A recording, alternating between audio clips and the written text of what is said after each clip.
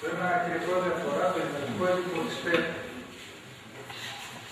που ήρθε και σε μένα και από ό,τι άκουσα ήρθε και σε άλλους 200.000.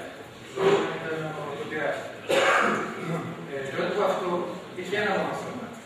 Πώς θα κάνει ελκυστική, πώς θα προβάλλει την αναγκαιότητα της υλοποίησης του ΣΜΑΤ. Να θυμίσω ότι η θέση που πήρε η λαϊκή συσπήρωση στο ψήφισμα, που είχε έρθει τότε μαζικά σε όλο το πολιτικό συγκρότημα, σε όλους τους Δήμους, είχε 4 άξονες. Πρώτον, την υλοποίηση του ΣΜΑΤ σε μη καθημερινή περιοχή. Δεύτερον, την καταδίκη της κάλυψης απορριμμάτων.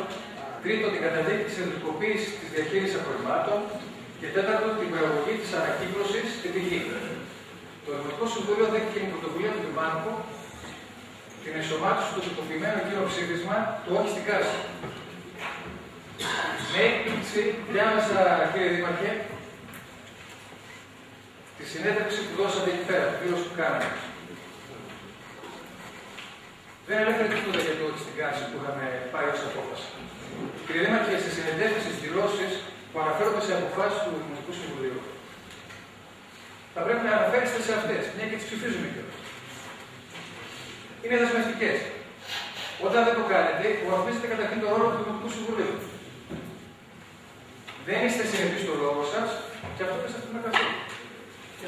Στη δήλωση που κάνατε εδώ πέρα στην εφημερίδα της ΠΕΠ, είπατε πόσο αναγκαίο είναι το έργο. Το ψήφισμα που φέρατε εδώ πέρα και ψηφίσαμε, ενσωμάτωσε και μία πρόταση που κάναμε εμείς τελικά, σε όλη την κάση. Θα πρέπει να το αναφέρετε. Πήραμε απόφαση εδώ πέρα. Έτσι. Είναι παράδοση. Κύριος Μαραθαναηλίδης, για το έντυπο της ΚΑΠΣ. Το έντυπο ήταν μια προσωπική μου απάντηση και σαφώς είμαι κατά της ΚΑΠΣης. Πού όμως? Της ΚΑΠΣης στο Βιτάλιο, της ΚΑΠΣης εκεί.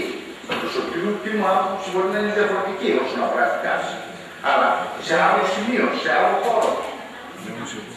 Πρέπει μια απόφαση του Δημοτικού Συμβουλίου. Ναι, αλλά υποθέτει να το εφημερίδα να δημοσιεύσει το ψήφισμα και σαφώς πρέπει να ψηφίσει και άλλο να σε πάω συνέντευξη και άλλο προσωπική πράγμα.